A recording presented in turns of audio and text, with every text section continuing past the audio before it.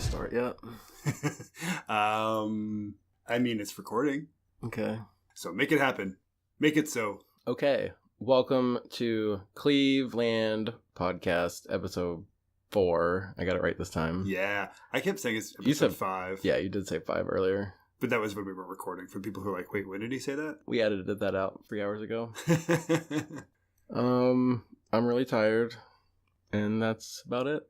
Wake up. Let's get that man some coffee. I know. I had coffee. You did have some coffee, yeah. We have a trend happening right now where the first time we record the episode we're really full of energy, and the second half of the episode we're like kind of tired and hungover. It's coincidental. It is coincidental. We'll see if it carries through. I don't know if the next couple are going to be 2 parts anyway, so. Maybe these 2-parters are just like really just like wearing us out because like they're so intense. This is intense. This is really intense. And we even went over to 12205 Imperial Avenue today. We drove through the area. Yeah, through the whole neighborhood. We saw the location. Yep, the empty lot. In the meat plant. And Ray's Sausage. Ray's Sausage, okay. Yep, we drove right past Ray's Sausage. And the chicken place across the street, which I'll be talking about. Spoiler. In a little bit. Yes. Spoiler alert, there is a chicken restaurant across the street. There's a fried chicken place. You just ruined the entire episode. I know, I'm sorry. Please keep listening. Don't be mad at me. Yeah. Yep. So, this is good podcasting. Good radio right here. I'm cutting all of this out. So we'll go ahead and do what we've changed now to a story to tell. I guess I have to tell my story first. Yeah, you have to. You have to tell us the story, Mitchell. Yeah, so in line with the whole true crime obsession, anything of that sort, also horror, I decided to tell the story of when I got my Hannibal tattoo, which I don't know, maybe you knew some of the story. So I have a tattoo of a portrait of Hannibal on my ribs on my right side. It's also worth mentioning it is one of 3 Silence of the Lambs themed tattoos on your body. It is. I also have the Death's Head Hawk Moth and kind of a reimagining of one of Buffalo Bill's tattoos that's kind of like a dagger coming out from the inside. So this was the first one. Wait, no. I got the moth one first. So when I went to get the portrait of the Hannibal, or the portrait of Hannibal, I went in and consulted with the same guy who had done my moth tattoo. And which tattoo place is this? This was Classic Tattoo in North Olmsted. Okay. And I always forget his name. He has like 2 first names. Ross Lloyd. That's his name. Sarah Jessica? No. And I think he moved to Oregon or something a couple years ago. Oh, okay. But the shop is still there. So I consulted with him on getting the portrait tattoo, scheduled a time. It was like a month out. Actually, we had to schedule 2 sessions. So we scheduled one, and it was like a month out, and then a month after that even.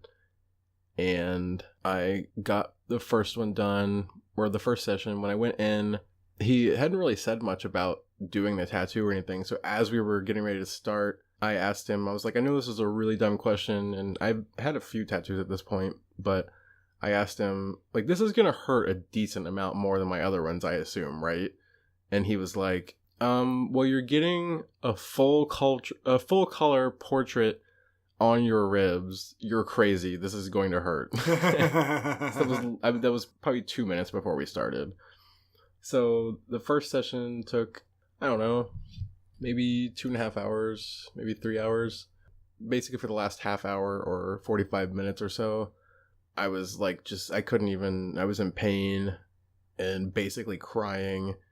And he just kept saying, I know, 5 more minutes for about 45 minutes. Oh, poor buddy. So I got to a point where it was kind of just like in a halfway state. The structure of it was there and everything, and a little bit of color. And then it was like a nightmare trying to take a shower, and it felt like somebody had cut off that entire patch of my skin, basically. And the second session was a lot better, probably because there was a lot of scar tissue by then or something. It wasn't nearly as bad, but I'm pretty much done with rib tattoos at this point, I think. But I'm happy with it. It's fine. It's a gorgeous tattoo. I love it. Sweet. Good. So now you tell me a story. Okay, so my story is I'm going to tell a little story myself. I know I keep talking about Dungeons and Dragons related stuff, and maybe it's because all of my podcasting experience to this date have been in the context of role-playing games, so maybe I just keep talking about that stuff because that's what I'm comfortable with on podcasts. So there will be a point in time where I will tell a story or have a whole episode where I don't talk about something Dungeons and Dragons related. But today is not the day where I'm breaking that story, where I'm breaking that trend. So my story is going to be how I got into playing Dungeons and Dragons. So I was 10 years old, and me and my friend Josh were living in this apartment complex. I lived in the apartment above Josh. I was 10 and Josh was 9. And we had a neighbor a few apartments down, and he was probably 30 and had a bunch of friends, and they were playing Dungeons and Dragons, and he invited me and Josh to join and play with them. And we played 2 sessions of Dungeons and Dragons, and we had so much fun. It was really, really cool. And then the guy got arrested for molesting boys in the neighborhood. So what were those 2 adventures like then? Well, I mean, all of his adult friends were there, so there was no diddling happening in the actual adventure itself. Okay. It wasn't like an erotic themed adventure by any means, but yeah, so that sucks. However, Josh and I were so into the game that we got really bummed that like the guy who was running the game for us like is suddenly gone and isn't running it for us anymore. So my mom took me to my favorite place in the world at that time, which was a place called Cliff's Comic World in Bremerton, Washington. It was a comic book store that was attached to the Fred Meyer, and in it there was a whole section of Dungeons and Dragons books. And I would go there, and this was 1990.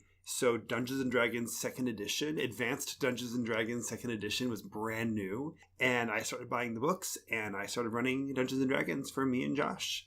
And that is how I got into Dungeons & Dragons, because the neighbor guy wanted to molest me and Josh. So you're like a childhood pro then? Yes, exactly.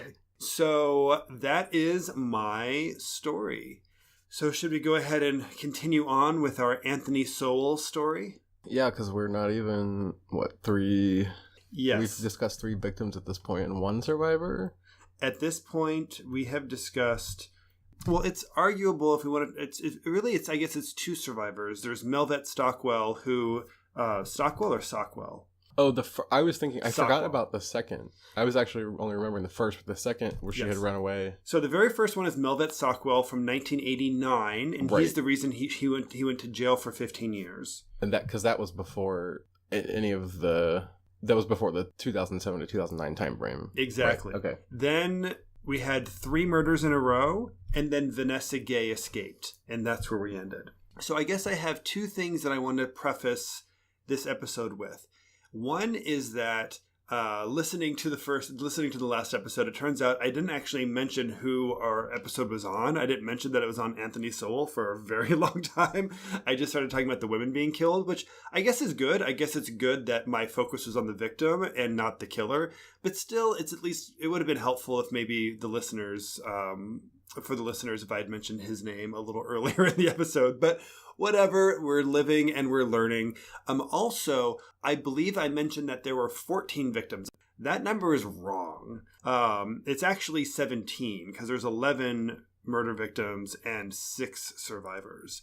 So I got that number wrong. But anyways, that is my preface, and we will continue our story.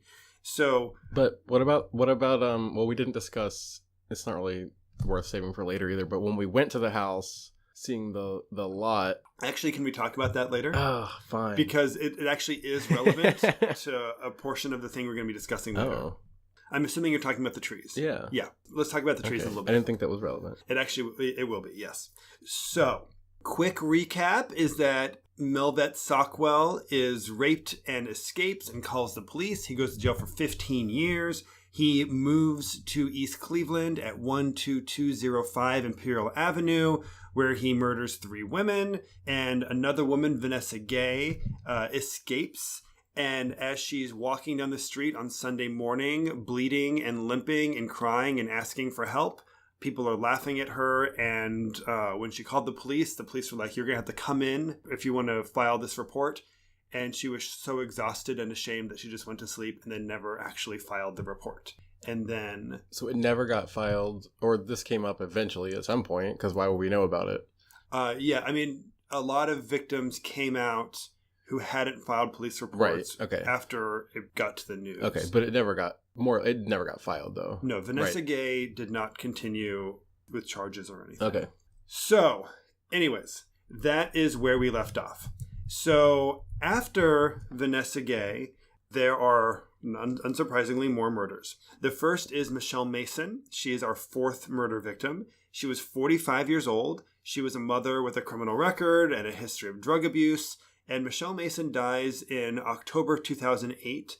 She was reported missing that year. And a little bit of background about Mitchel Mason. She had sent her son to live with relatives in Georgia because she was concerned that he would end up like her, doing drugs and being on the streets. And one thing about Mitchel Mason is she had actually gotten sober, and her life was really looking like it was on the up. And she'd been sober for 5 years, or at least so people thought, when she went missing.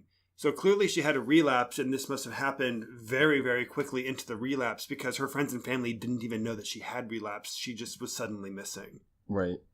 Victim number 5 is Tonya Carmichael, and Tonya Carmichael is 52.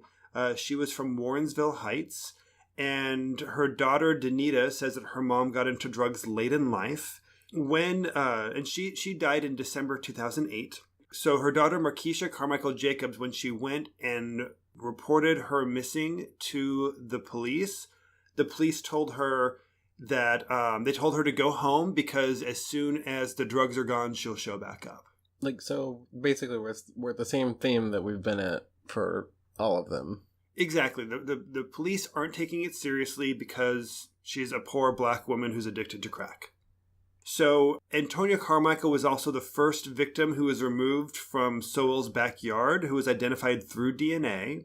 And there's also very, very moving footage of Barbara Carmichael, her mother, hugging people at the sentencing. And there's also footage in one of the documentaries, Unseen, where the daughter Danita is visiting her mom's grave, and she's having a hard time finding the grave because her mom's grave has no headstone, because the city said that it would pay for all of the headstones of the victims, and they hadn't paid for it yet. And at the time of that documentary being shot, it had been 5 years since the murder. So she, at that point, had been waiting more than 5 years for the city to come through on that promise. Like, how can you say you're going to pay for it? And then, I mean, I can understand if there's like a month delay because of semantics or whatever. City, but there's like a bureaucracy in place. But that's long. Yeah, waiting more than 5 years to being able to visit your mother's headstone is a problem. Right. So there's only 2 months in between these two. Well, I mean, I know that we're talking about 2 years, which is already a small time frame anyway, but that seems really close together. It is. And this next one happens the same month. So this next one is Gladys Wade. This is December 2008. And Gladys Wade was walking down the street when Anthony Sowell approached her in front of Imperial Beverage, the convenience store across the street. And he wishes her a Merry Christmas, and she says Merry Christmas back to him. At which point, he asked her if she wanted to go party back at his place. He mentioned he has some drugs and some alcohol. She can come back to his place. She declines his offer. At which point, he punches her in the face, starts choking her, and drags her back into his home, where he rapes her and strangles her. When she's back at the house and all this is happening, she's clawing at his face. She fights him off. She finally gets to run downstairs. And when she does run downstairs, she punches through the glass on the door so that she can actually get out of the house. She's running out of the house bleeding because the broken glass slashed her hand and her arm up. Right. She runs across the street to Best Chicken and Pizza. BESS, not Best. Oh, Best. okay. Best Chicken and Pizza. This is the chicken place across the street. She runs in there, bleeding, completely freaked out, and she asks them to call the police. and they tell her to leave. They say that they don't want to get involved, and they tell her to leave because she's getting blood all over their floor. Okay, well, first of all, I can understand not wanting blood all over the floor, but that doesn't warrant turning her away. I would say somebody comes like, running okay, let's into go your outside business. and we will. Yeah, somebody comes running into your business screaming and bleeding and saying, I've been raped and this man's trying to kill me. Your answer as another human being should not be, please get out, you're getting blood on my floor. Right. But that's what happened to her. So she then runs out into the street and she finds a police car and she flags down 2 police officers in their car. And the police take a report and they go back there and they arrest him. They actually go into the home and arrest him. And we're not even halfway through.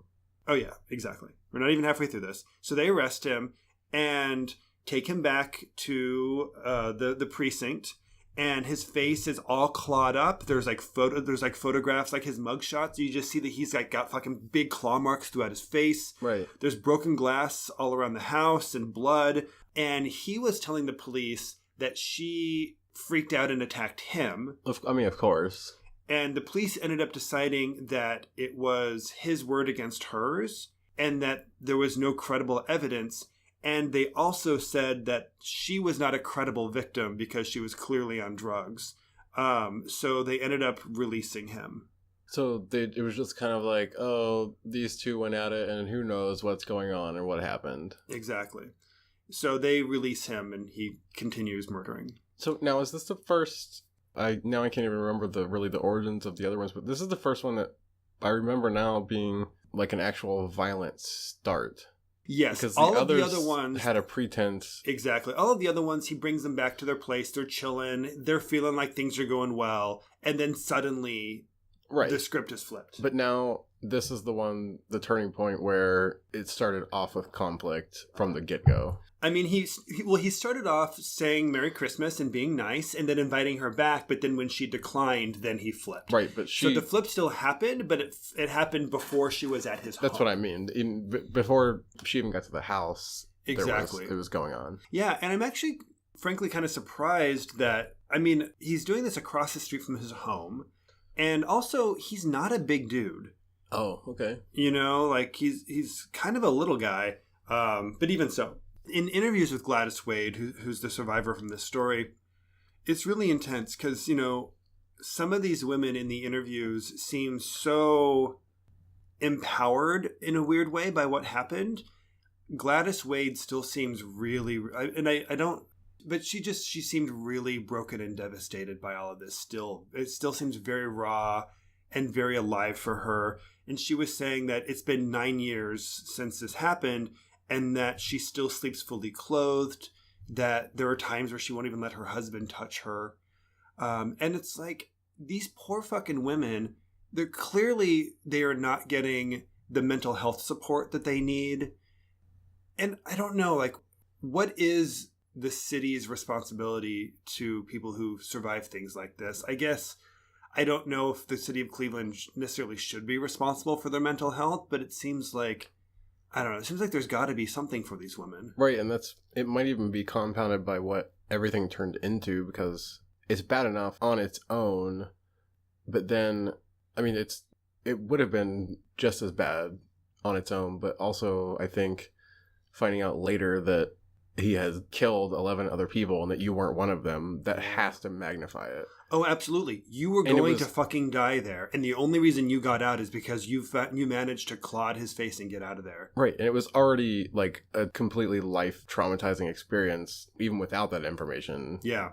But then that has to just make it completely insane. And one thing I've discovered about these women who did survive is they're fucking fighters. You know, Vanessa Gay earlier was, if you recall, she's the one who, even though she saw the corpse, was trying to act like, no, it's cool. Right. Like, you know, and then here we've got Gladys Wade, who, although she wasn't playing like the con, she was like straight up clawing at his face. As soon as she got to the door, just punched right through it. You know, this is somebody she will fight to survive. Right. And she did. And she really did. So, I don't know. At the very least, it seems as though the police department should at least be financially responsible for a lifetime of mental health services for her, though. Considering that's a small price to pay, considering the fact that he was arrested and then he was in their custody. And nothing was determined, basically. Exactly. And there were corpses in his house when they arrested him. Right. If they had just searched the house. Yeah. Anyways, because that's the thing is they're saying there wasn't credible evidence. If you want evidence, you search the house for evidence. So was the body obviously still just out at this point too? Some of the bodies were, yeah. They're on the third floor. The one that she saw. Oh, the one that Vanessa Gay saw? Yeah. I imagine so. It's hard to say. I don't know. I don't recall. I know that's a really specific question, but it is. That makes it even worse then too. If she saw it at some point and it's just like still there. And I don't know if the body that Vanessa saw was a body that was later buried. And then that's true. The two bodies that were just kind of hanging out were two of the later. I don't really know. That's true. And I guess there is information about which woman was found where, but I don't have that information handy, so I don't actually know. But so after this, we have our 6th murder victim. So there were still 6 more murders that happened after he was in police custody. We've got Kim Yvette Smith, who was 44 years old when she died. She died in January of 2009. She had been a backup singer for many local musical acts. She lived with her wheelchair-bound father, who she tried to take care of. The father said that she was one of the kindest women, one of the kindest people he'd ever known, that she would do anything to help other people that she could do, but despite her desire to help other people, the one person she couldn't help was herself, and that as much as she tried, she always turned back to the drugs. She's also the only one of the 11 women who were murdered who didn't have any children. And she wasn't reported missing until the bodies were found in November. Oh, so 10 months? 10 months, yeah. They just assumed that she was on a drug binge and just went off somewhere. So they didn't report her missing to the police. They just assumed she would come back at some point. So what's crazy to me about Kim Yvette Smith is that she's the only one who doesn't have kids. Right. And I don't know if you recall, but victims 1 and 2 each had 7 kids. Right. So it's like there were 10 of these victims who have children. So that makes me wonder, how many kids are there whose parents were murdered by Anthony Sowell, who are still alive and living here in Cleveland, who are dealing with the trauma of having Anthony Sowell murder their parents. Right, a lot. I mean, we're already at 14, and from the first 2. So -1, if each of the other ones had at least 2. Yeah. Let's say there are 10 women who were murdered who had kids, and they had anywhere from 1 to 7 kids. So let's say 3 each on average. That's like 30 kids. Right. These are 30 people who are probably adults now, who are living in Cleveland, who were, I almost said widowed. That's not the right word. What is it called who are orphaned? Right. Because of Anthony Sowell. Well, it's also, is it incidental that she didn't have any kids out of the 11? What do you mean? Or does that have anything to do? So, I mean, he obviously wasn't targeting people or women that had children. No. This one just happened to. No, for the most part. I mean, he was 50 or 51. He was 50 when he was arrested, 51 when he was at trial. So, I mean, mostly he was just going after women roughly his own age, or a little younger, because, I mean, the youngest, I believe, was 28. But for the most part, these are women in their 40s and 50s. So most women in their 40s and 50s in this area have kids. Yeah, I guess that's true. That makes sense. I guess I was thinking, I do remember that most of them have been older, but I always feel like just by default that serial killer victims are like in their early 20s or something. I don't know why. Yeah. I don't have any basis for that, but I just have that idea in my head. Sure. So victim number 7 is Nancy Cobbs. Nancy Cobbs is 43 years old, and she died in April of 2009. So this is 3 months after Kim Smith. And Nancy Cobbs felt like she hadn't been a very good mother. So she always tried to be the best grandmother to her children she could be. She had 5 grandkids and tried to be as good to them as possible. She was reported missing on June 11th, 2009. So she's reported missing about 2 months after 2 months after she died. Her friends, her family, and her neighbors were walking around the neighborhood, kicking in the doors of abandoned houses, looking for her around this time as well. They were just going all out. Like, I don't care. We're going to find her. Absolutely. Because they didn't know, like, maybe she was just off doing drugs. They were going to fucking find out. Regardless, right. Yeah, exactly. And that's the thing about these missing women is, like, the cops are like, yeah, they're probably off doing drugs somewhere. Okay. Oh, and, right. That doesn't mean that you shouldn't be looking for them. Right. You know, because you've got family who's worried about them and they want to know that they're all right. So the daughters of Nancy Cobbs, this woman here, and the daughter of Tonya Carmichael, who was victim number 5. Tonya Carmichael is the one who was the first to be removed from Anthony Sowell's backyard. Anyways, the daughters of those 2 women sued the city over how their missing persons reports were handled. I don't think anything came of those suits, though. I think the city said the lawsuits were frivolous. So next we have, same month, Tanya Doss, 44. She and Anthony Sowell had been friends for about 4 years, and he invited her over to smoke crack at his house and watch the Cavs play the Lakers. And as soon as the game was over, he reached over and started choking her. And while he was choking her and she could hardly breathe, he said to her, "Tap the floor 3 times if you want to live." So after she tapped the floor 3 times, he released his grip and then said, "Bitch, take off your clothes." And then he did what he normally does, where he was raping her and beating her and doing all this and choking her. The following morning, she was still alive, and he seemed kind of back to being the Anthony Sowell that she knew. He seemed kind of like his normal self, and she just left in the morning as though nothing had happened, and she never reported the incident to anybody. So was that like a legitimate choice, do you think? What? What do you mean? For her to tap 3 times on the floor, do you think if she wouldn't have done anything that he would have just gone through with it? Oh, or do you no. think that was an arbitrary... I bet he did that to...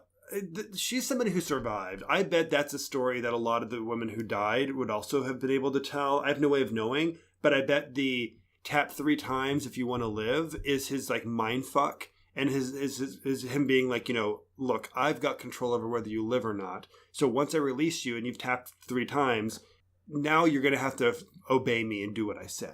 Right, but do you think that if that choice was given to all of them or even other ones, that if they tapped 3 times that he just didn't listen or didn't care and just got the... I mean, we'll never know. Yeah, who knows? No way of knowing. Like, maybe he would have done it regardless, and maybe he ignored it if he gave that choice otherwise. Yeah. Because then that also gives you power, too, of them being like, yes, I want to live, and then you're like, yeah, well, too bad. Totally. And this is escalating because now, April 2009, I'm about to tell you about victim number 8. This is also April 2009. So the third in April 2009. Yeah, so that's definitely 2 dead bodies and 1 woman who did not die. Now, we can get into this later if we have to, but are all of these, what is going on with these bodies at this point? Because we're at 8. Yeah, so we don't really know what the timeline is with the bodies. We don't. I do know that ultimately, and by we don't, I mean you and I don't. Right. But I know that there were 5 bodies that were buried in the backyard. There were 2 in the basement. I've got the numbers kind of when we get to that part of the story.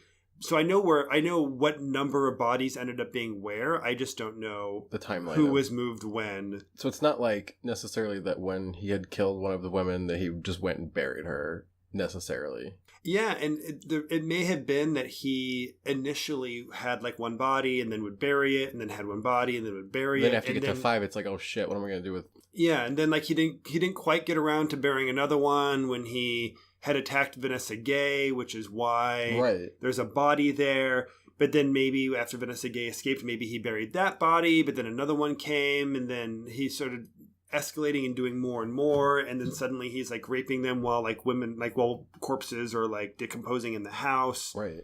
Yeah, I don't know. So Imelda Hunter, who went by Amy, Amy was 47 years old. She was a beautician and a mother of 3. She had a criminal record and a history of drug abuse. A previous injury had made it so that she couldn't use one of her arms. And she was reported missing also at the same time that the bodies were uncovered. She was another one who nobody had reported her missing until the news broke. And then somebody was like, maybe Amy's one of those. Right. Victim number 9 is Janice Webb. Janice Webb was 48 or 49. I get conflicting information on her. She had 2 children. She was remembered for when she was a young girl. She was always like the family prankster. She died in June 2009. So we got a few months now. So it looks like he took May off. He took May off. Right. She had been reporting missing in August, and Ida Garrett, who's 72, said that she was worried that a friend who went missing in April 2009 might be one of the dead women found. Oh yeah, so Ida Garrett, 72, she was her friend who reported her missing when she saw on the TV about the dead bodies. So she was our 9th victim. Okay. Our 10th victim is Talacia Fortson. Talacia Fortson was 31 years old, had 3 kids, died in June 2009 as well. So here's our second June 2009 death. Her adopted mother, Inez Fortson, who goes by Brownie. Brownie reported her missing when she didn't show up to mow the grass for her. Apparently, Talacia would show up every couple of months or maybe every month to mow the grass for her grandma and or for her adopted mother. And she didn't show up, so she reported her missing. And there's this really heartbreaking part of one of the documentaries where Brownie tells us that she has Talacia's obituary sitting next to her phone. And every night when she goes to bed, she puts the cordless phone charger onto its charging base. And she says, "Good night, baby girl." And when she does that, when the base of the phone beeps back to her, she feels like that's Talacia saying good night back to her. Oh, geez. So this is this like little nightly ritual she has to say good night to Talacia. And Deborah Williams adopted her children. And so she must have been a friend of hers or something. So she adopted her 3 kids. And one of her 3 children has attempted suicide twice. Had attempted suicide twice between the murder and the time of that interview being recorded. And when Deborah Williams is talking about it, she kept saying that the reason why her son was so depressed and kept trying to kill himself is he kept thinking about all of the things that he could have done to save his mother's life, because he knew that she was a drug addict, and because he didn't fix that for her, she was murdered. Yeah, I feel like that's a natural response to either somebody who has committed suicide or even been murdered, or anybody who's died from any reason. Drug overdose, unless suicide. It's like an old age thing. There's not really anything that you feel like you could have prevented. I feel like that's a natural response of empathy, of feeling like you could have done something. Yeah, and that was the part of the documentary that actually fully had me crying. I was absolutely crying when Deborah Williams was being interviewed. And now we're moving on to our final murder victim. It's Diane Turner. Diane Turner was 38 years old. She had 5 kids. All 5 of her kids had been taken away. And then she got sober and then got pregnant with her 6th child. And her 6th child was taken away 4 days after she was born. And after her 6th child was taken away from her, she couldn't handle the stress of that or the pain of that and went back to crack. And she died in September 2009. So June, July, August, September. 3 months later, there was a bit of a pause. He took July and August off, apparently. Or there were victims who got away that we've never heard from. Or survivors who got away. Right. Because who knows how many women never ended up coming out with their stories. Right, because at that rate we were going, I mean, obviously, when you get to like 3 a month, obviously you're not gonna necessarily keep increasing, but it's a lot to go from 3 to a month to 2 months of nothing. Yeah. That doesn't follow standard pattern, I don't think. And I believe Diane Turner was the one who took the longest to identify afterwards, because she had lost all ties to her family at this time. Really, like, nobody from her family was really in contact with her. So nobody knew she went missing, and it took a long time to find anybody who could confirm that indeed was Diane Turner. And this was September. September, yeah. So what is the gap between September and November? I'm about to tell you. Okay. So September 22nd, 2009, a Cleveland sheriff visits his home for a routine sex offender checkup. And this is something that when you're a sex offender, the sheriff's office comes by and checks in on you. Okay, how often? I don't know. I think maybe once a year.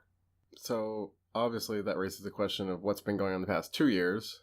Well, and also they're not If you think this is how they find the bodies, you're wrong. No, but I mean, I'm saying, Okay. so why haven't he come in 2007 or 8? They may have. Okay. So this specific time, they come September 22nd, and because he's not on parole or on probation, the sheriff does not have permission to enter the home. But apparently they have the little visit on the porch or whatever. That same day, he ends up inviting Latundra Billups, who goes by Lala. He ends up inviting Lala over to drink and get high. She had been there several times before. And usually when they would hang out in the apartment on the 3rd floor. Because the address of at 11205 Imperial, it wasn't a single family home. It was a duplex. Oh. But he had the whole thing to himself. Oh, okay. And so it wasn't like there were no other people in this building. Correct. Okay. Correct. He had the whole thing to himself. But it wasn't a single family. And normally when they would do crack and drink and hang out, it was in the apartment on the 3rd floor. But this time she said it was weird because he didn't take her up to the 3rd floor. And when she asked why they weren't going up there, he was just like, oh, it's really dirty up there. We're not going up there. So did he live up there, or did he live in the main part? Or the other main part downstairs? He had usually been living in the 3rd floor apartment. Okay, so then that was like his murder location for the most and part, the other parts of it. Exactly. So keeping it separated. So he ends up punching her on the ground floor, or no, the 2nd floor, I believe. Punches her, tells her to undress, and while he's raping her, he begins to strangle her with an extension cord. She wakes up later after the encounter was over, and Anthony Sowell at that time was sitting in a chair. And when he looked over and saw that she woke up, he was apparently shocked. He thought she was dead. So as soon as she wakes up, he starts apologizing and starts saying, he's like, I'm so sorry. I've been having a really, really rough time lately. And she said that it was all right. That they were cool. Everything was okay. She left and she told him that she definitely wouldn't call the police, but that also their friendship was over and she wouldn't be coming back because that was too much for her. But that she wasn't going to call the police. He didn't need to worry about that.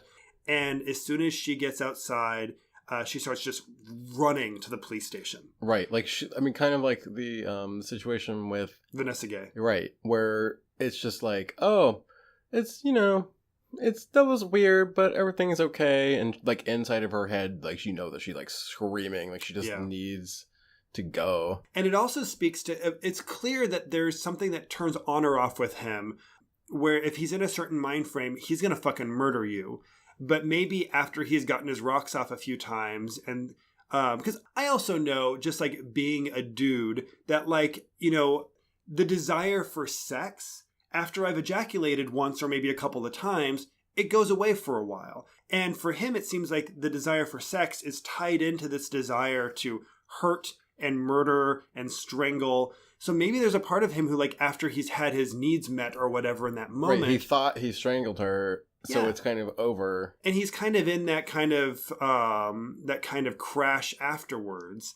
And now that she's alive, he doesn't really feel the need to kill her. So as long as she's not going to tell the police... Right, because that was another question of, when she wasn't dead, why would you not just kill her? Because that's bad news. Yeah. But in this case, it worked out for him for a short amount of time. Yes. Now, Lala runs to the police station, and she files a report with the sex victims unit. And it takes them... it takes the police a month to get back to her. Of course. To follow up on her. And we're going to come back to this story in a little bit. Okay. Because Lala matters in a moment more. But I also just want to say that Lala got sober, got her master's degree in social work from Cleveland State University in 2016. She has her kids and is taking care of her kids. She's got her life back together. And her big mantra is that she's not a victim, she's a survivor. Right. And I think Lala is a really great example of how we can't discount these women. Just because they're addicted to crack and living on the streets doesn't mean that that there's no chance for them to become a vibrant and important part of society. But also, even if they don't become a vibrant and important part of society and still spend the rest of their life just doing crack, they still deserve to get murdered. Right. It doesn't make your self-worth any less, no matter what you're doing. Exactly. October 20th, Sean Mullins. He offers... Isn't that the dude that wrote that song Lullaby? Oh, shit. Is that? Do you have the right name? Yes. Oh my God. It is the exact same name and the exact same spelling. But yes, different Sean Mullins. So this woman, Sean Mullins, it is October 20th, 2009. He offers her crack and she comes over. He starts choking her, and these stories are all like, it's the same formula. We're on like a loop-de-loop here. He starts choking her. And he tells her that if she screams or tries to get away, that he's going to kill her. She manages to leap naked from the second-story window of his house. What? And lands in the space between his house and Ray's Sausage. Okay. And there is also surveillance camera footage along the side of the building from Ray's Sausage. So you can see her naked on the ground. He runs out naked to go get her. And also at this time, there's a local bar owner named Donald Laster, and Donald Laster witnesses this stuff going on, and he runs up to see what's going on, and Anthony Sowell is telling Donald Laster that they were having sex and she fell out the window. What? And Donald Laster was like, this doesn't make any sense, and he calls 911. And an ambulance comes and takes both of them away, both Anthony Sowell and Sean Morris. So he's not there to defend his property now. Sure. And she ends up collapsing unconscious, and she's unconscious for 3 days. Jeez. And when she wakes up... Did she break anything when she fell? I don't think so. Okay. If she did, that wasn't discussed. So she was unconscious for 3 days. When she wakes up, she says, I need to talk to my husband. Please, we need to get my husband on the phone. And the nurse was like, oh no, you're fine. Your husband knows. He's fine. He rode up with you in the ambulance. What? Yeah.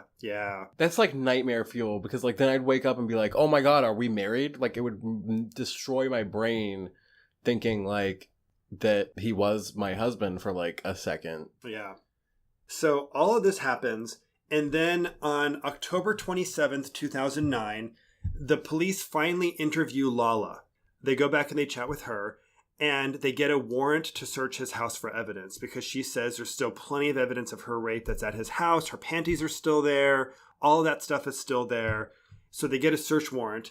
And when they end up searching the house, 2 days later on October 29th, 2009, the police find a house that's full of rat feces, flies, and the stench of decay. Anthony Sowell isn't there. They find 2 decomposing bodies upstairs in that third floor apartment. Oh, and that one. Mm-hmm. In the space where he said you can't go up there because it's dirty right now. Oh, okay. So that's where 2 bodies of are the just victims chilling were. out. Yeah. So that's why he was like, okay, well, we're gonna go to the other place because that's off limits. Just I don't know what to do with them. Probably. Yeah, and apparently he was still living up in that area too, because also in the all around the stove area, there were still like signs that he had been like cooking his meals up there and just living beside these like 2 rotting corpses. Like that's like a whole nother level of just. I mean, obviously, being a serial killer is a whole other level of human in itself, but even doing that, coexisting with it, is just, I don't even have words for that. Yeah. Yeah, and it's interesting. I wonder, did he do it because he wanted to kind of keep them as trophies and wanted to watch them and see them? Or was he just kind of so far gone in his own crack addiction and his own addiction to strangling and murdering women that the kind of unmanageability of the situation he had built was kind of piling up all around him? That's where my mind went first. I mean, obviously, I don't have any like frame of reference, but to me, that seems like a natural progression of it. Just started getting out of hand, and you can't handle it after. Because I forget who made like the nipple belt. Who was that? Was it Ed Gein? It might have been Ed Gein. So like Ed Gein's making nipple belts. And Jeffrey Dahmer is, eating his victims. So some of these people, it's very obvious that like having the corpse around and doing things with the corpse is a part of what they're looking for. Right, but not when he buried 5 of them. It doesn't seem that doesn't necessarily seem to be, and really other than sawing off one of the women's heads and putting it in a bucket, there doesn't really seem to be much evidence of any of that kind of stuff otherwise. Right. And I know this is like divulging down a trail here, and we can go back if we need to, but do we know what his motive is? Do we have a motive? Do we have any? Like, is he fulfilling any need at all? It's clearly some kind of a. It's the murder itself. Yeah, it seems as though part of what he desires sexually and what kind of overtakes him, and probably especially when he's doing crack, is this desire to not only have sex with women, but to rape them, to strangle them, and to take their life away. Like, that's what's really sexually exciting for him. Okay. It seems like it's completely sex. So I feel like with all the things that we just discussed, that's not the actual benefit of serial killers. Like, that's not their reason, is to not kill. Like, that's incidental. Oh no, I disagree. I think there are a lot of them who the reason is to kill, and in addition to that, they also like to eat them or wear their skin or display them in ways that are going to make the people who find the bodies scream and whatever. Okay, well, regardless, even if you flip it, there's no secondary I don't think so. Motivation. I don't think so. I think it's very base. It's very much like, I want to get my rocks off, and this is my particular kink. Okay. And, I know in general I say I won't kink shame people. This is something I will kink shame. I'm not okay with this being your kink. I think that's acceptable. Just this one. Yeah, sure. So they find the 2 decomposing bodies upstairs. When they go downstairs into the basement, there is this kind of wooden 7-step slatted stairwell that leads to the basement onto the concrete floor. And behind the stairs, there is a pile of dirt. And they also find, and they assume that the pile of dirt that's just sitting on top of the concrete floor is hiding something. And they find the skull in the red bucket. So once they see the 2 bodies upstairs, the pile of dirt in the basement, and the bucket with the skull in it, that's when they're like, fuck, this is way more than getting evidence on a rape. We need to bring in the fucking homicide detectives and a SWAT team to figure this out. Well, I mean, even at 1 body, that's too much. Let alone 2, something that's maybe a 3rd and possibly a 4th, and who knows what. That's what you see immediately. Exactly. So the SWAT team comes and they start really searching the house. At this point, Anthony Sowell is not around. Now, has he not been around since the incident? More or less. Since the incident the week prior? Yeah. No, I think he had been. I don't know what tipped him off, but I'm guessing he must have just been walking towards his home and saw a bunch of activity down the street and just turned around or something. Okay. I'm not sure, but he went missing for a little while, and during that time they did their full excavation, and 11 bodies were recovered. There were 4 upstairs. There were 2 of the 4 that were upstairs were in plain sight. The other 2 were kind of in a crawl space. Oh. So he had 4 in his living quarters. So he maybe tried to put 2 in a crawl space and then was like, okay, well. Yeah, 2 were in the crawl space, 2 were just kind of hanging out in the open. There were 2 in the basement, and there were 5 that were buried in his backyard. Okay. So and the 2 in the basement is the skull in the bucket is what was 1, and the body under the pile of dirt is the second. Dirt. So I did see a picture, or I guess the skull picture. Yeah. No, well, that too.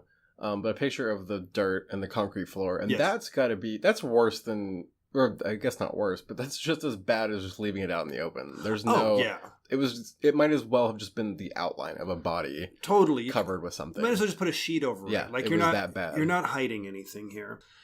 So there was 2 days during his manhunt. It was a 2-day manhunt during which he was the most wanted man in Cleveland. During this time, he calls his sister Tressa at one point. And Tressa, I had mentioned once before in the previous episode, she was the one who'd always said he'd been a real mean kid. Oh, right. So he calls his sister Tressa and asks her to meet him. And does she know? She knows. Okay.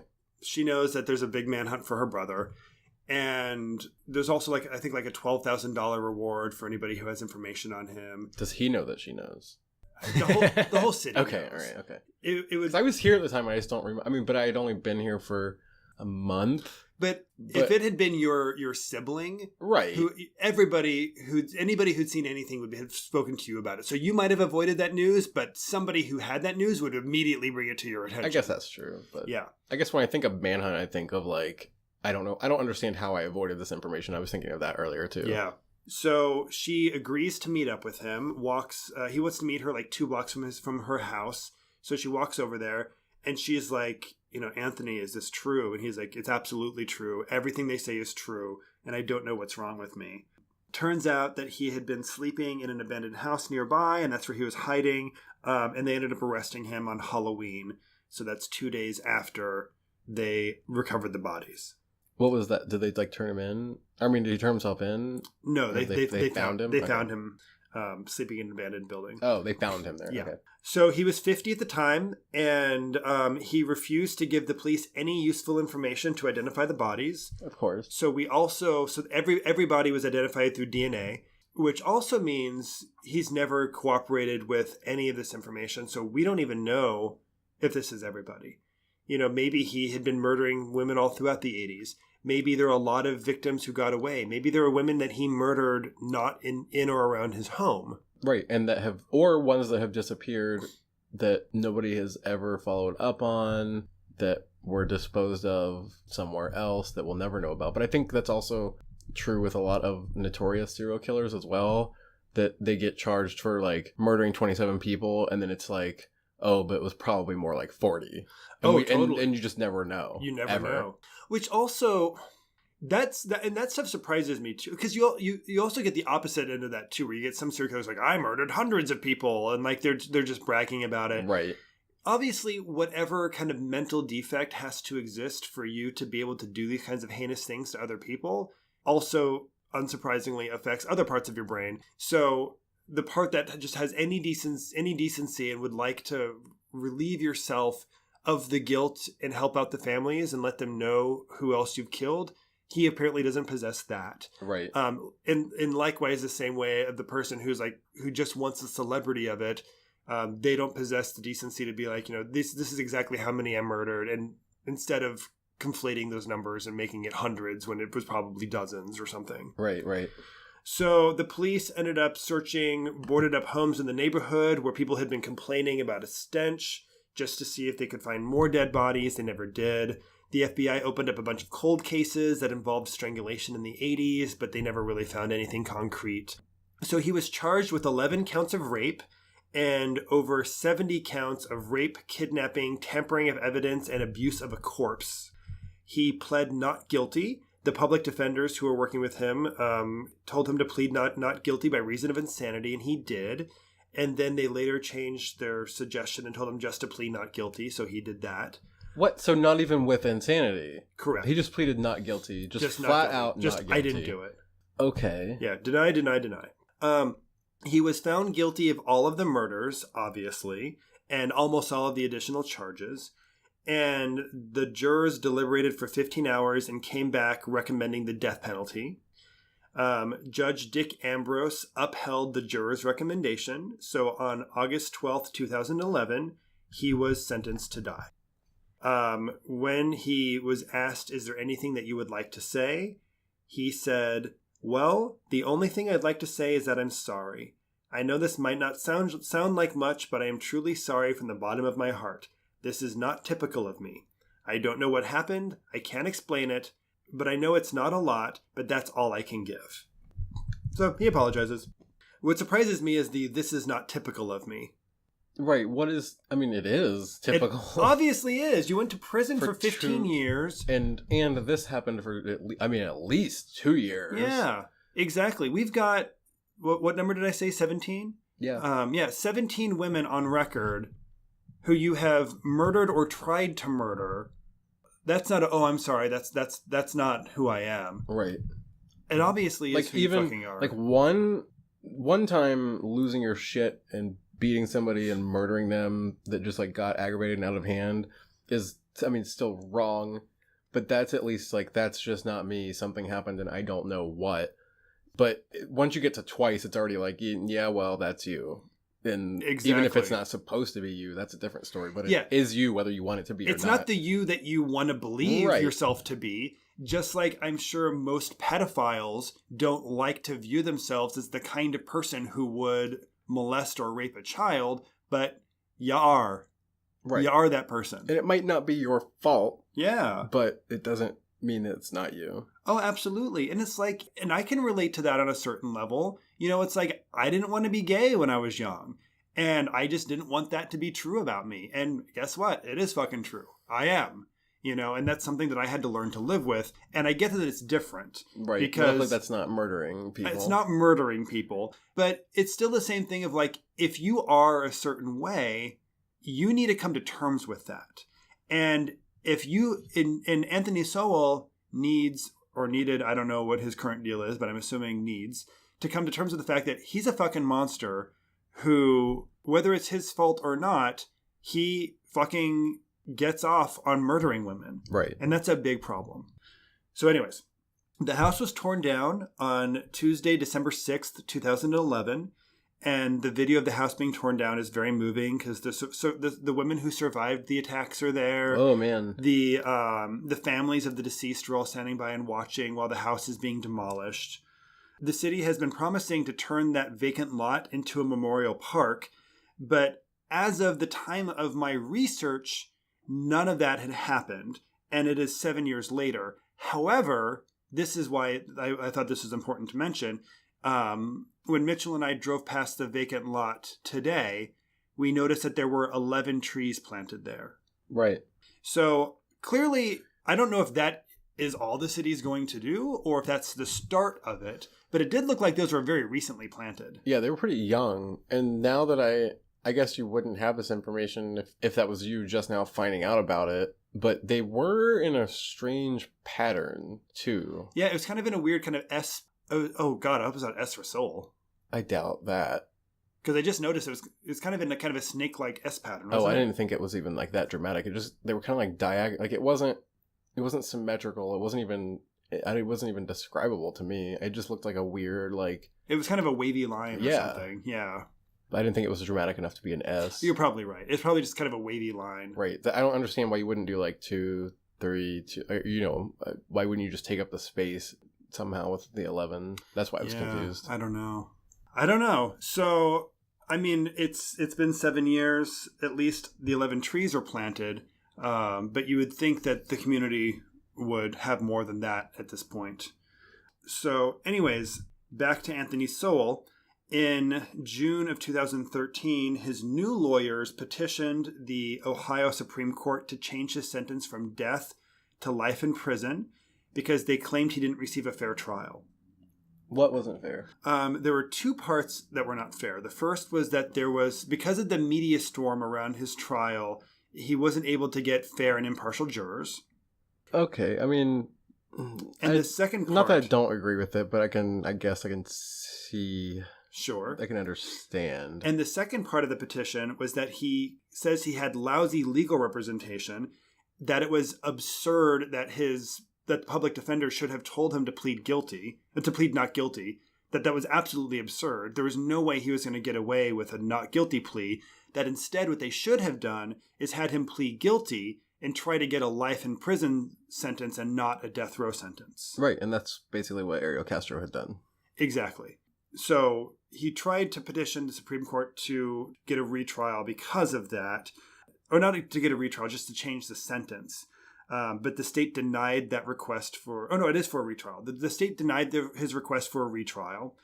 Him and his lawyers continued to appeal the decision. And in May 2017, the appeal was taken to the U.S. Supreme Court and was denied. Okay. So is that like done? It's or done. Can he keep doing it? There's nothing beyond the Supreme Court. Okay. Once the Supreme Court says no, it's over. So Anthony Sowell is going to die. Right. He's going to die on death row. So he's still alive. Where is he? He is in, I forget the name of the prison. It's in southern Ohio. It's a medium, what is it? Medium security? A medium security prison where a lot of people on death row end up going. Anthony Sowell. I thought death row was max security.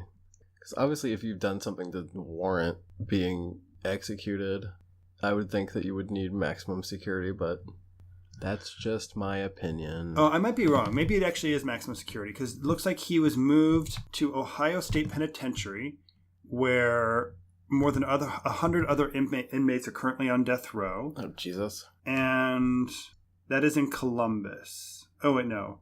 I shouldn't be doing research while we're recording. Okay, I'm done. It's somewhere. He's somewhere in Ohio in prison. I'm done looking into that. We can find out more later. So a big question here that kind of lingers is, why did it take the police a month to investigate that last rape charge? Right. And one of the statistics I saw is that the Cleveland Police Department has 13 detectives in the Sex Crimes and Child Abuse Unit. Those 13 detectives are responsible for handling about 1,400 cases annually. Okay, so that's a little over 100 each. Exactly. So that's divided by 12. I mean, I know it doesn't work like that. It doesn't. Just an average. I did the math as well. And I also know they don't work 7 days a week. So I wasn't going to divide that by 365. Yeah. But I divided it by the number of 5-day work weeks you have. And that means they have 2 to 3 work days per case. Each detective has 2.5 work days per case they receive. Okay. I am not a detective. I have no idea how long it takes to work these cases. But 73% of all of the cases were dropped by the police department. Either determined that there wasn't enough evidence or that the victims weren't credible. Whatever the reason is, 73% of these cases are dropped. Then also the Cleveland Police Department has a backlog of 4,300 untested rape kits. You know, I've heard, not Cleveland specifically, but I've always heard that basically in any given city that there are like thousands of untested rape kits. I've heard that from like read that from multiple different places, which I don't have any information to get into that, but that just seems insane to me. Yeah, I know. That's completely wild. And I also know that I read this article and I thought I had written down the statistics, but I don't have it on me right now. It was, I think, in the Washington Post. And it was talking about how in America right now, there are X number of unsolved murder cases right now in the U.S., which, of course, a lot of murder cases are going to be unsolved. But I believe it was 75% of the victims of unsolved murder cases are Black people. Oh, Jesus. And 75% of our country is not Black. Right. I don't know what percentage of our country is Black, but I think it's like 30 to 40% is Black. So obviously that's saying something about how the police nationwide... Yeah, just on average, yeah. Yeah, how on average, how seriously the police look into the murders of Black people. Yeah, I don't have the mental capacity to even fathom any of that. Yeah, it's insane. So that is my uplifting story. Oh, thanks. So that is Anthony Sowell, the Cleveland Strangler. Yeah, I'm surprised that I didn't know anything just from people talking about it. No one's ever talked to me about it, ever. Yeah. I mean, not that I'm somebody needs to tell me things, but you would think something like that, somebody would mention like, oh yeah, remember when this happened? And I'd be like, no. But I'd never heard any of it, and I was here the beginning of October in 2009 is when I moved here. Wow. So I don't know how I avoided that. I don't know. I want to see those documentaries and get into that more, I think. Yeah, they're really good. I highly recommend watching them. And, speaking of that, a quick follow-up for our first 2 episodes is you and I did watch the Lifetime movie. We did, yeah. For the Ariel Castro kidnappings. What was the movie called again? Cleveland Abduction. Cleveland Abduction. Yeah, and I was fully expecting like a full-on kind of Tori Spelling, Mother May I Sleep with Danger style Lifetime movie. But other than some bad dialogue, it was actually a pretty good movie, and Taryn Manning's great. Yeah, it was way better than... I guess, okay, maybe not way better than I expected, but it was just a lot different than I expected in a good way. Yeah, it was a very kind of to-the-point telling of the story. Right. Then it was from Michelle's point of view, Michelle primarily. Knight. Yeah. And Amanda Berry and Gina were also in it, just obviously, but it was a little less than Michelle. They were just kind of there and interacted a few times, but it was always focused on Michelle, and it was a lot as well. Yeah, and these stories are so big, too, because even I have not read their books yet, and I know there are multiple books on the topic from them and from other people, But like watching the movie, it's like we saw, once all three women were living in the house, we saw Michelle and Gina together a lot, but Amanda seemed to be kind of kept separate. Right. And I'm curious to know more about that. So there's a lot more to that story, of course. Yeah, and that's what, the only thing that, it's not even really complaining, the only thing I just didn't like was how fast all the time flew by. Like, basically, once they were all there, it was just like, oh, a year passed in 5 seconds, and another year passed in 5 seconds. And I understand you can't portray that in a movie, or it would have to be like a TV show, and at that point, that's getting ridiculous. But yeah, that was just one of those things that, like... I don't know that I need to see seasons and seasons of women being raped and tortured by the same dude. No, but, like, it's also part of the problem I have is, like, trying to... not visualize, but trying to realize how long 10 years is. And that didn't help illustrate it at all. Like, because it was just the way that it flew over and was like, oh, you're right. There you go. It's 10 years gone by in like maybe 20 seconds or so. Yeah. Yeah, I guess in that sense, it was not effective in kind of helping us understand the real horror of how much time had passed. Right. And that's what the truly horrifying part is to me, is such long-term abuse, like I've said like 4 times. But yeah, no, absolutely. You stole 10 years of my life and filled them with fucking trauma. Right. Massive trauma, which will probably affect the whole rest of my life. Oh yeah, definitely. Yeah, that's outrageous. Okay, so I guess you're hosting this episode. I guess What's going on next? I don't know. What do you want to do? Let's read a book now. Ooh. Like, let's read a book for the rest of the episode. Well, right now, I actually have in my hand, because I'm reading it for the Appendix N Book Club podcast, The Halfling and Other Stories by Lee Brackett. All right, we'll just make this like a 7-hour episode. I wonder if anybody's like listening to this right now. They're like, oh God, this better not be a 7-hour episode. And they don't looking at the time. Well, where I am now, it says she nodded. We didn't have anything to say after that. We went in past the main box and along between the burglars, readying up their layouts. Martian Geetak, the Nusian Shali, and what the fuck am I reading? Anyways. That's enough. What, you don't want me to finish the story? No. I changed my mind. So we can do our recommendations like we do every episode. You sound so bored by this already. It's so hot. That's true. So normally, as you guys all know, normally we're recording this in my apartment. Today we are recording this upstairs in Mitchell's house, and we're doing it because we think the sound might be better here. It's an experiment, but the fans and the AC are shut off, so the room is pretty hot and humid right now, and it's causing Mitchell to melt. I am. You're melting. My brain is melted. My skin is melted. Well, Melty Dude, what is your recommendation for today? So the recommendation I have is actually a creepypasta story that you should definitely read. I'm recommending this to you, and everybody else is just listening, basically. So there was a slight of a present-day backstory kind of thing. There's a show called Channel Zero that has taken creepypasta stories and made them into short TV shows. I think they've all been 6 episodes. And this story that I'm recommending was the 3rd season, I think. Is it the 3rd one? I can't remember. The most recent season that has aired was quote unquote based on this short story. Okay, spoiler, the show is absolutely nothing like the story whatsoever. They kept one element from the story and kind of just did this entirely different thing. But the story itself, I got so excited when they were making the show and out of it, because the show is kind of written as the writer is posting on a forum.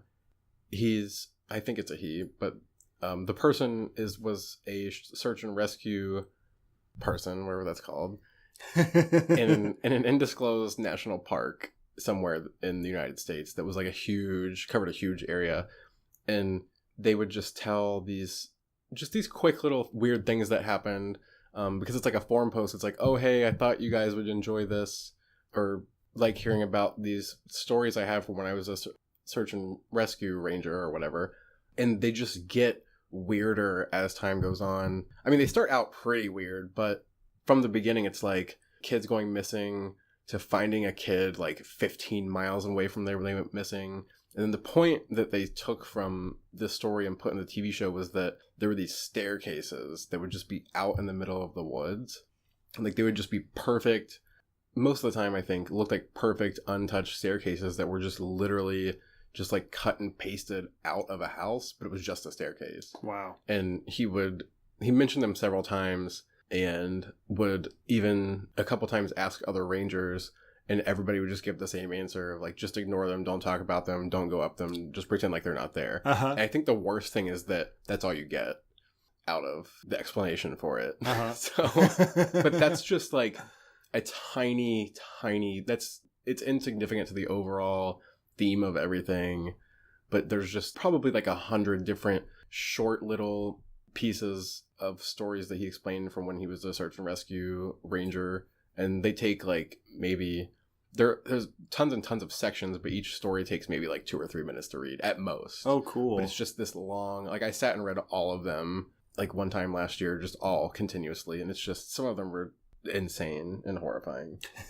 But yeah, search and rescue. If you Google search and rescue creepypasta, and you'll find it really easily. Don't just Google search and rescue. That's awesome. Cool. That sounds like a great recommendation. Yeah. So what do you got? Well, I'm recommending a concert that you and I are going to. I bought tickets for you and I to go see this. Where are we going? We're on August 12th. You and I are going to Mayhall's to see Taco Cat. Okay. And Taco Cat is a palindrome. And my favorite palindrome is go hang a salami, I'm a lasagna hog. But Taco Cat is also a good one. And Taco Cat is also, we're not just seeing a palindrome in concert. We're also seeing, they're also a band from Seattle. And they are just a really kind of cute, fun, kind of indie pop band. One of my favorite songs by them is called Crimson Wave, and it's all about menstruating at the beach. And there's another wonderful song called Bridge to Hawaii, where they talk about how they want to build a bridge to Hawaii. And then menstruate on the beach. Yes, you can kind of bridge those two stories together. Literally. They are really fun. I've not seen them live. I'm hoping they're good. They're from Seattle, and Seattle produces lots of good music. So, yay, I recommend listening to Taco Cat. And if you are in the Cleveland area, seeing them in concert at Mayhall's on August 12th. Okay, I'll think about it. So, we already know that you're doing Michael Madison for episode 5. Do they know that? Didn't you say that last week? I don't remember. I think you did. I haven't even listened to that episode yet. I'm pretty sure you mentioned that you were doing Michael Madison at the end of the episode, because I think I asked you. Okay, well, regardless, yes, that's who I'm doing. So, do you want me to share who I'm doing for episode 6? No, we'll do that next episode. Okay, cool. We'll keep it one out. Even though that was 2 out, it was 1 subject out. Okay, because I didn't know. I guess you'll be doing your research. I just want to make sure it's not something you're going to end up. You're probably not going to want to start researching anything else until after you've done your episode. Yeah, definitely not. Okay, perfect. Even though once I finish researching Michael, I'm not going to jump on the next thing yet. Thank you, listeners, for humoring us as we're discussing the logistics of the podcast while it's recording. That's what they're here for. It's fine. This is a great use of your time, I'm sure. We need more of this. I'm sure by this point people are just done. Like, it's done. I would stop listening right now. Yes. I would be like, nope, it's exactly 2 minutes or however far away from the end. I'm done. I'm not upset if you have stopped listening and you have unsubscribed. I get it. They didn't even hear your apology. That doesn't make any sense. It doesn't. It's okay. But I'm just letting you know that I forgive you. I don't forgive you. Okay. Thank you for listening. Thank you. If you have a suggestion for how we could end this show, then perhaps you can join our Facebook group at the Cleveland Podcast. We now have almost 500 members. I will take, within reason, I will use the first suggestion once. Oh. I said within reason. Yes. That's great. So within reason, Mitchell will use the first suggestion we receive. I'm pretty picky, so it might not happen if you're that ridiculous. But so go to the Facebook group, join it, and leave us a suggestion for how we should end the episode. Yes. Thank you. And until then, we will just kind of keep rambling on until finally they cut me off. No, we'll just cut it now.